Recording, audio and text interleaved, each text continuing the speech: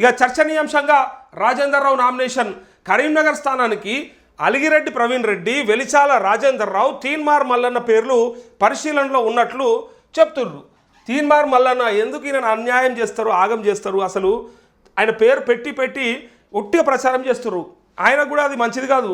ఇట్లా చెప్పి చెప్పి లాస్ట్కు మొండి చేయటట్టు ఉంది. చేయిస్తారంటే చెయ్యి ఇచ్చుడు కాదు, మొండి చేయిచ్చినట్టు అనిపిస్తుంది. నాకు ఇచ్చినట్టు అనిపిస్తలేదు. ఇగో టికెట్ అగో టికెట్, ఇగో ఇక్కడ నుంచి అలా భార్యకి టికెట్, తుంగతుర్తి టికెట్ తీన్మార్ మల్లన్న భార్యకి, ఇక్కడ ఎవరో తెలుసా తీన్మార్ మల్లన్నకే టికెట్ అని చెప్పి ఇట్లా పేర్లు ఎన్నిగానం వస్తాయో. అసలు సోషల్ మీడియాలో అదే, నేషనల్ మన మీడియాలలో అదే, మెయిన్ స్ట్రీమ్ మీడియాలో అదే మాట్లాడతారు. ఏ ఛానల్లో చూసినా తీన్మార్ మల్లన్నకి టికెట్. ఎక్కడుంది టికెట్? పాపం ఎక్కడుంది ఆయన పరిస్థితి? ఏంది అసలు? ఆయనను ఏం చేయమంటారు? అసలు ఆగం చేస్తారు, ఉట్టిగా ప్రచారం చేసి ఎటుకిట్లా ఆయనకు ప్రచారమే చేపిస్తారు తప్ప టికెట్లు అయితే ఇచ్చినట్టుగా అనిపిస్తలేదు. యాక్చువల్గా రేవంత్ రెడ్డి తలుచుకుంటే ఎప్పుడో ఇవ్వచ్చు.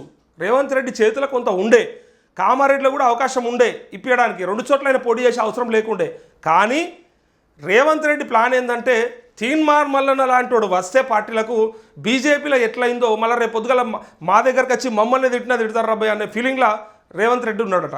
ఆల్రెడీ ఒకసారి అన్నాడు కదా, రేవంత్ రెడ్డి ఏం ఇంత ఉన్నదని అన్నాడు కదా. సరిపోతుంది ఇక అది, ఆ మాట ఒక్కటి సరిపోతుంది తీన్మార్ మల్లన్న గురించి ఏందో ఈయన తెలుసుకోవడానికి. సో రేవంత్ రెడ్డికి అదొక్క ఆలోచన పట్టుకున్నది.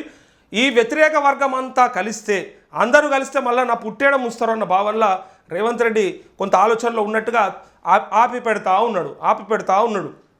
ఇక్కడ చూడరు మీరు, ఫస్ట్ మేడ్చల్ నియోజకవర్గంలో పని చేసుకున్నాడు. మేడ్చల్ ఎట్లయినా గెలుస్తా అని చెప్పిన మల్లారెడ్డి మీద అని తీన్మార్ మల్లన్న గురించి పేర్లు బయటకు వచ్చేసినాయి. ఇది అయిపోయింది. ఈడికెంచి మహేశ్వరం టికెట్ అన్నారు. అక్కడ నుంచి ఏఐసీసీ మహేశ్వరం పోటీ చేయమంటుంది మల్లన్నను. మేడ్చల్ అన్నది, మేడ్చల్ ఆయన జంగయ్యకి ఇచ్చింది. సో ఇక్కడ నుంచి మేడ్చల్ నుంచి ఆయన మహేశ్వరం బొమ్మని చెప్పారు. మహేశ్వరం కూడా సాధ్యం కాలే, ఇస్తారని చెప్పి ఆశ పెట్టారు. ఇక్కడ నుంచి తీసుకుపోయి ఖచ్చితంగా కామారెడ్డిలో కేసీఆర్ మీద పోటీ చేపిస్తారని చెప్పారు.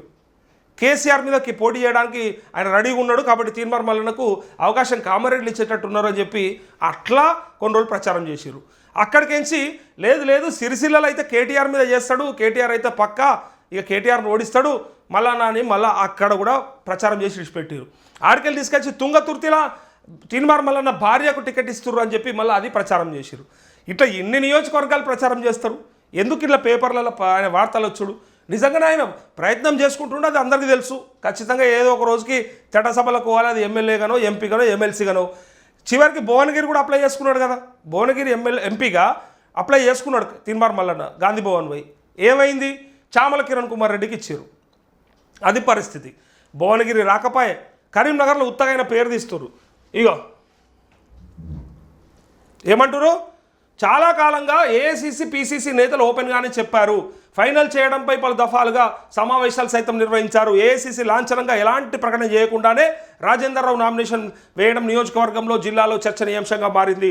అందుకు మంత్రి పొన్నం ప్రభాకర్ హాజరు కావడంతో ఏఐసీసీ దాదాపు రాజేందర్ రావునే ఖరారు చేసే అవకాశం ఉందన్న సంకేతం ఇచ్చినట్లుంది. ఇంకేంది, నామినేషన్ వేసినాక ఆయన కాకపోతే ఇంకోరు ఉంటారు, ఆయనే ఇక పక్క.